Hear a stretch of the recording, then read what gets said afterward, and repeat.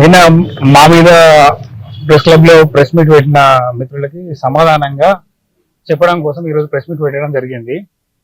So main అంశం ఏంటంటే, గత కొంతకాలం నుంచి మా అమ్మ పైన, మా అక్క పైన, మా బాబాయ్ల పైన, మా కుటుంబ సభ్యుల మీద రాజకీయ కక్షపూరితమైన మనసులో పెట్టుకొని మా ఒక భూమికి సంబంధించిన విషయమై ముందేసుకొని దాంట్లో అందరి మీద తప్పుడు కేసులు పెడుతుండ్రు.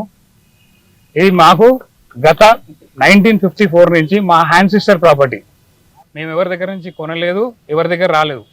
బాబాయ్ వాళ్ళ ఒక కుటుంబం, మేము ఒక కుటుంబం, ఇంకొక బాబాయ్ వాళ్ళ కుటుంబం, ముగ్గురు కుటుంబాల మధ్యలో పంపకాలు జరిగిన కుటుంబం ల్యాండ్ పార్టిషన్ అది. సో దాంట్లో ఒకరు సర్వే నెంబర్ తప్పేసుకొని మా భూమి మీదకి వచ్చిండ్రు. సో మేమేం చేసామంటే, ఇది ఈ ల్యాండ్ మీ సర్వే నెంబర్ ఇది కాదు, మాది వేరే సర్వే నెంబర్. మాకు కూడా పాస్బుక్లు డేటా అన్నీ ఉన్నాయి మాకు. ఇది ఇక్కడ కాదు అని చెప్పినప్పుడు ఏంటంటే కోర్టుకి వెళ్ళిన వాళ్ళు.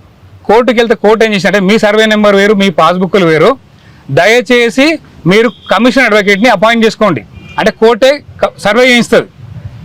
కోర్టు సర్వే చేయిస్తే ఆ కోర్టు సర్వే చేసిన ఆ కమిషన్ అడ్వకేట్ని అపాయింట్ చేసి సర్వే చేస్తే ఆ సర్వే రిపోర్ట్లో ఏమొచ్చిందంటే, ఇది 117 సర్వే నెంబర్ కాదు, ఇది 126 సర్వే నెంబర్ అని చెప్పేసి కోర్టు కమిషన్ అడ్వకేట్ ద్వారా రిపోర్ట్ ఇవ్వడం జరిగింది. దాన్ని బేస్ చేసుకొని డిస్ట్రిక్ట్ కోర్టు ఒక ఆర్డర్ సర్క్యులేట్ చేసింది. ఇది 117 సర్వే నెంబర్ కాదు, ఎవరైతే మీ మీద పిటిషన్ వేసిర్రో వాళ్ళు ఆ బౌండరీస్ కానీ సర్వే నెంబర్ కానీ ఏమీ మ్యాచ్ అవుతలేవు అని చెప్పేసి కోర్టు ఒక ఆర్డర్ ఇచ్చింది. వీళ్ళు ఈ పిటిషన్ క్యాన్సిల్ అయినా హైకోర్టుకి వెళ్ళిపోయినారు. హైకోర్టు కూడా ఏమని ఇచ్చిందంటే, హైకోర్టు ఇది లోయర్ కోర్టులో plus commission advocate survey report ఏమి ఇచ్చిందో దాన్ని బేస్ చేసుకొని మేము ఈ పిటిషన్ మేము తీసుకుంటలేము, రిజెక్ట్ చేసినామని చెప్పినారు. నిన్న ఒక 10-15 మందిని తీసుకొచ్చి మీ ప్రెస్ క్లబ్లో కూర్చొని ఏ పేపర్ తీసుకోకుండా హైకోర్టు కాపీ ఇస్తున్నా, డిస్ట్రిక్ట్ కోర్టు కాపీ ఇస్తున్నా, దాంతోపాటు రజనీకర్ రెడ్డి అనే వ్యక్తి 2021లో ల్యాండ్ కొన్నాడండి. 2021లో ల్యాండ్ కొన్నాడు. ఈ 2021 ల్యాండ్ కొన్నాడు. ఇది నాకు కోర్టులో కేసు ఇచ్చిన రిజిస్ట్రేషన్ డాక్యుమెంట్ డేటు. ఇది మీరు ఎవరైనా గూగుల్ మ్యాప్స్లో పోతే వస్తుంది. ఈ గూగుల్ మ్యాప్లో ఉన్నది ఏంటంటే, మా ల్యాండ్ స్ట్రక్చర్ కాంపౌండ్ ఇంటి నెంబరు 2019లో వచ్చింది. చూసిన 2019లో రూమ్ ఉన్నది. 2021లో నేను ఓపెన్ ప్లాట్ అని రిజిస్ట్రేషన్ చేసుకోవడం జరిగింది. నేను ఇది పోలీసు వాళ్ళకి ఎక్స్ప్లెయిన్ చేసిన, సిపి గారికి ఎక్స్ప్లెయిన్ చేసిన, మా అమ్మ మా అక్క ఎక్స్ప్లెయిన్ చేసారు. ఇంకొకటి ఏంటంటే, కేయూసీఏ గారు అతి దారుణంగా ప్రవర్తిస్తున్నారండి. మా అమ్మ మీద కేసు పెట్టిండ్రు, మా అక్క మీద కేసు పెట్టిండ్రు. High court order, district court order అన్ని పేపర్లు సబ్మిట్ చేసినా కానీ మళ్ళీ రమ్మని గంటలు కూర్చోబెడతారు. మాకు ఎమ్మెల్యే గారు డైరెక్ట్ ఎక్కడ థ్రెట్ చేయలేదు. ఎవరైతే కేయూసీఏ గారు ఉన్నారో, కేయూసీఏ గారు ల్యాండ్ మీదకి వచ్చిన ల్యాండ్ గ్రాబర్ రజనీకర్ రెడ్డి ఉన్నాడో, వాళ్ళిద్దరు మా కుటుంబ సభ్యులని ఎమ్మెల్యే గారి పేరు చెప్పి థ్రెట్ చేస్తున్నారు. ఓకేనండి. మా అక్కకి ఇంకొక చిన్న విషయం ఏంటంటే, మా మీద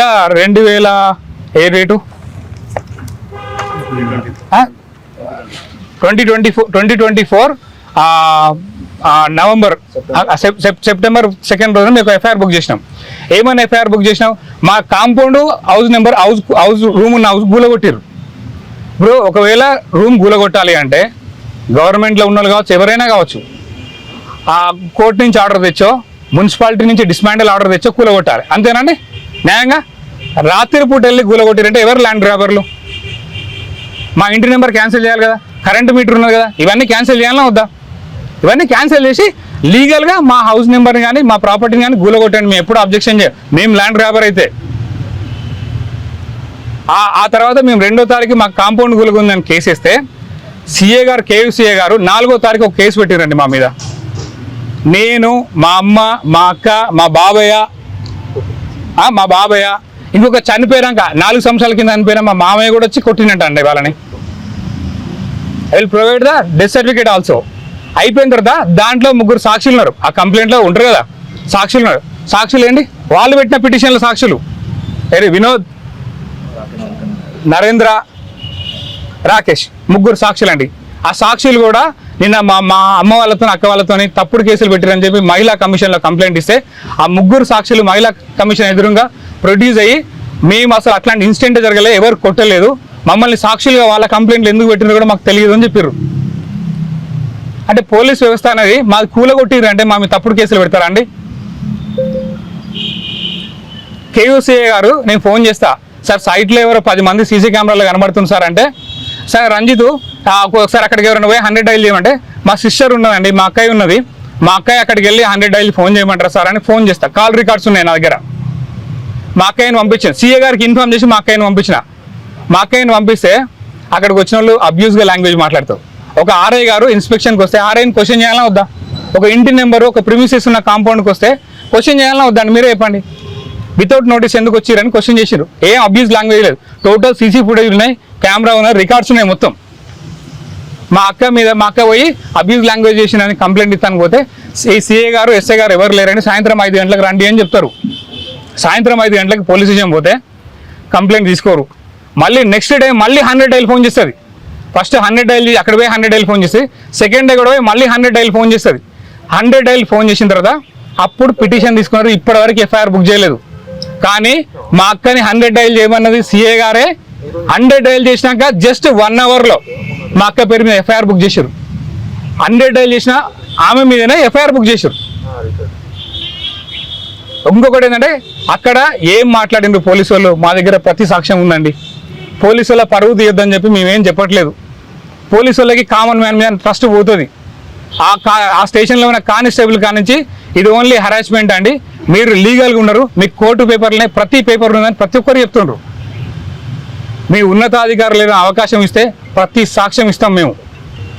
మా మీద తప్పుడు కేసు పెట్టిరని చెప్తారు కదా, ఆ తప్పుడు కేసు నిరూపిస్తాం. సాక్షులు ఇక్కడే ఉన్నారు 3. వాళ్ళు పెట్టిన పిటిషన్లో పిటిషనర్ రాసిండండి, కంప్లైంట్లో పిటిషనర్ రాసిండు. పిటిషనర్ రాసిండు వీళ్ళ 3 పేర్లు సాక్షులుగా. మా మీద తప్పుడు కేసు పెట్టామని చెప్పేసి పిటిషనర్ రాసిండు.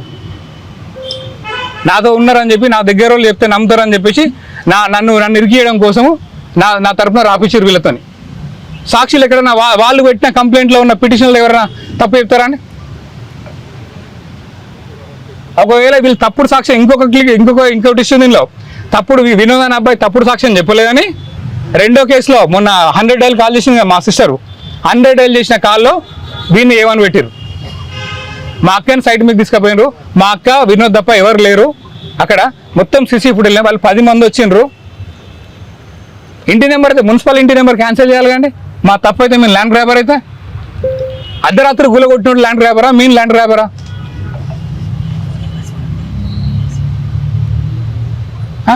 ఇది మా మీద జరిగే పూర్తి హరాస్మెంట్ అండి. మేము జస్టిస్ కోసము హైదరాబాద్లో కూర్చున్నాం. ఇక్కడ మా కుటుంబాన్ని, మమ్మల్ని నాయన్ రాజేందర్ రెడ్డి అనే వ్యక్తి ద్వారా చాలా థ్రెటనింగ్ కాల్స్ వస్తున్నాయండి. చాలా థ్రెటనింగ్ కాల్స్ వస్తున్నాయి. మా బాబాయ్ ఇంటికి పోయి బెదిరిస్తారు పోలీసు వాళ్ళు, మీ కొడుకు మీద తప్పు సాక్ష్యం చెప్పమని. మా కుటుంబ సభ్యులను కూడా హరాస్ చేస్తే ఎట్లా అండి?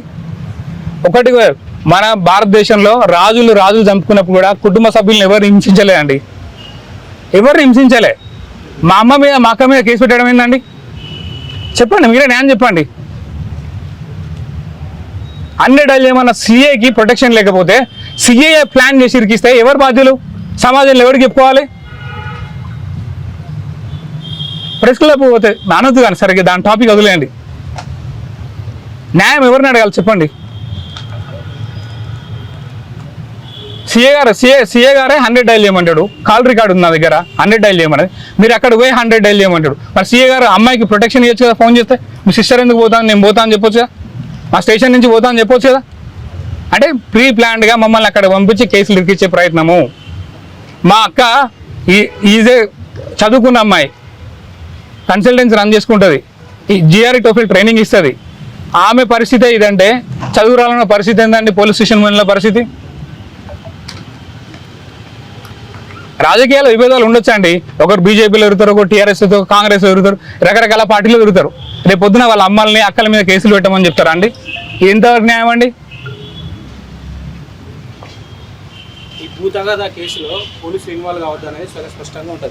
చాలా స్పష్టంగా ఉందండి. కానీ పోలీసు ఇన్వాల్వ్ అయినప్పుడు మీరు ఎందుకు ఉన్నత అధికారులని లాస్ట్ టైం ఉన్న పోలీస్ కమిషనర్ గారిని మేము 3 సార్లు కలిసినామండి. మా మదర్ ఇల్లు కలిసింది. మా మదర్కి ఏం చెప్పినంటే, మీకున్న హైకోర్టు ఆర్డర్ ప్రకారం అమ్మా, మాకు ప్రస్తుతం ఉన్న మీకు సంబంధించిన ఫోన్ చేసిరమ్మా, ఎమ్మెల్యే గారు ఫోన్ చేసిండ్రు, కానీ మేము హైకోర్టు ఆర్డర్ ఎవరికైతే ఉందో, మేము ప్రెసిడెంట్ ఆఫ్ ఇండియా చెప్పినా కానీ మేము హైకోర్టు ఆర్డర్ని గౌరవిస్తామమ్మా, మేము తప్పు ఏమని చెప్పినాం. కానీ ఉన్నతాధికారులు చాలా బాగున్నారండి. గ్రౌండ్లో ఉన్న సిఏ గారు మాత్రం ఆ పోస్టింగ్ కోసం కకృతి పడ్డాడో ఏం కకృతి పడుతుందో తెలియదు కానీ చాలా హింసిస్తుండండి మా కుటుంబాన్ని.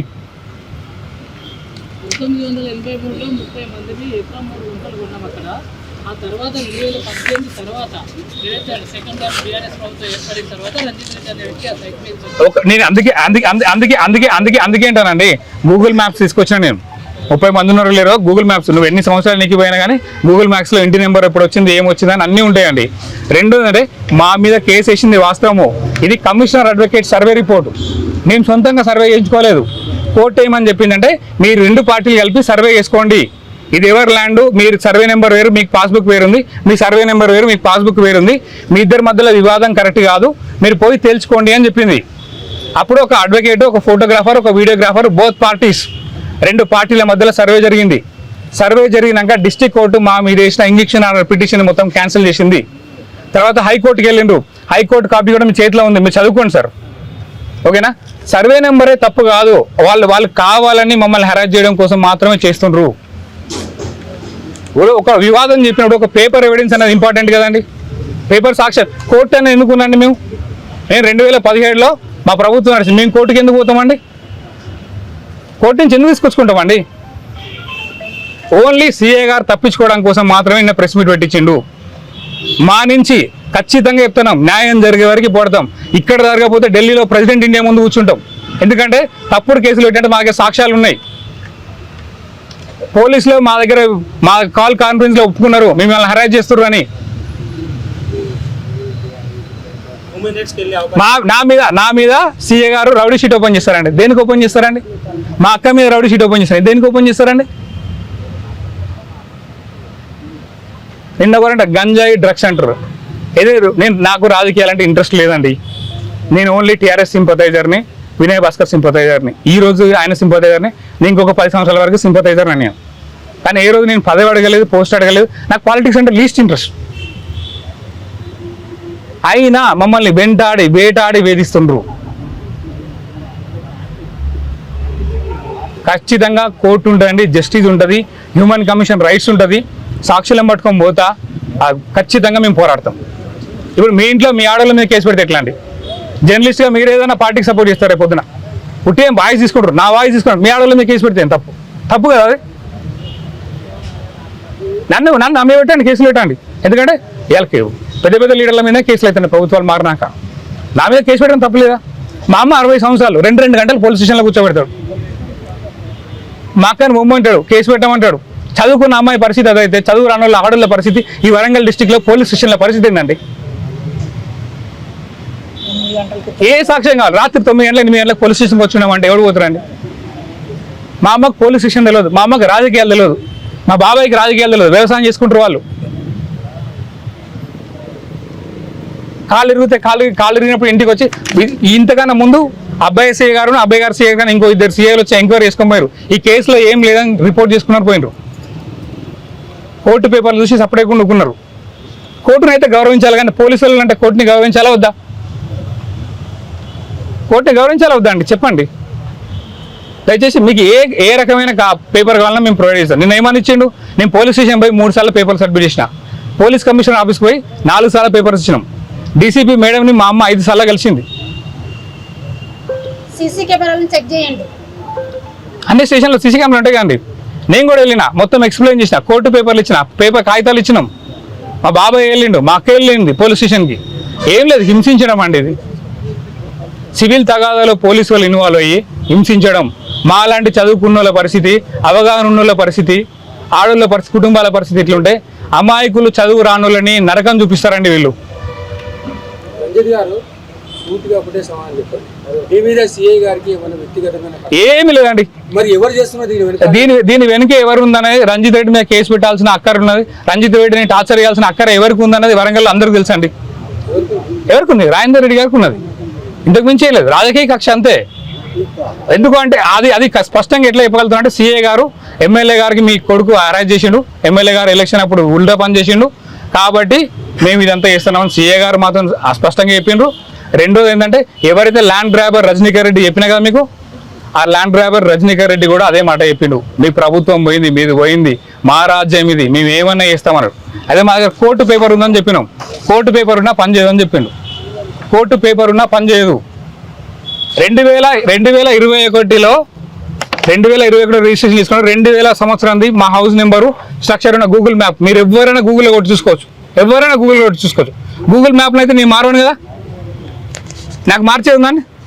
2019లో ఓపెన్ ప్లాట్ అని ఎట్లా రిజిస్ట్రేషన్ చేసుకుంటారు, 2021లో ఓపెన్ ప్లాట్ అని ఎట్లా రిజిస్ట్రేషన్ చేసుకుంటారండి.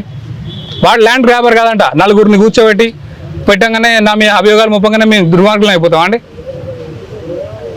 మా కుటుంబాన్ని చంపుతాం బెదిరిస్తారు. స్కూల్కి పోతే పిల్లల్ని ఫాలో అవుతుండ్రు, మెంటల్గా హరాస్ చేస్తారండి మమ్మల్ని. ఇదో ముఖ్యమంత్రి గారు కూడా చెప్తున్నా అండి, రాజకీయాలంటే మాలాంటి వాళ్ళను కార్యకర్తలు తీసుకోండి, ఆడోళ్ళని ఇన్వాల్వ్ చేసి హింసించొద్దండి ప్లీజ్. దయచేసి మీరు అందరూ కూడా సహకరించండి, ఏమనుకోకండి. ఆలస్యమైంది అనుకోకుండా ఇక్కడ రావడం జరిగిందండి. నేను పూర్తి సమాచారం, ఏ పేపర్ సమాచారం కావాలన్నా ఇప్పుడు అన్ని సెట్లు తీసుకొచ్చినాం. High court order copy, district court order copy అన్ని ఇస్తాం, మీరు అందరూ దగ్గర పెట్టుకోండి. దయచేసి ఎవిడెన్స్ లేకుండా రాయకండి, ఎందుకంటే మా అక్క కూర్చుందని చెప్పి నేను కూర్చున్నానని వాళ్ళు డ్యామేజ్ అవుతారని పేపర్ నిన్న ప్రెస్ మీట్ పెట్టించి 10 మందితో రాపించారు.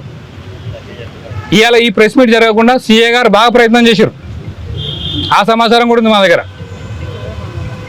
న్యాయం జరిగే వరకు పోరాడతామండి. మా అక్క మీద రౌడీ షీట్ ఓపెన్ చేసినా, నా మీద రౌడీ షీట్ ఓపెన్ చేసినా న్యాయం అనేది ఒకటి ఉంటుంది. మేము 10 మందికి సాయం చేసిన వాళ్ళమే కానీ 10 మందిని ఎవరిని అది చేయలే.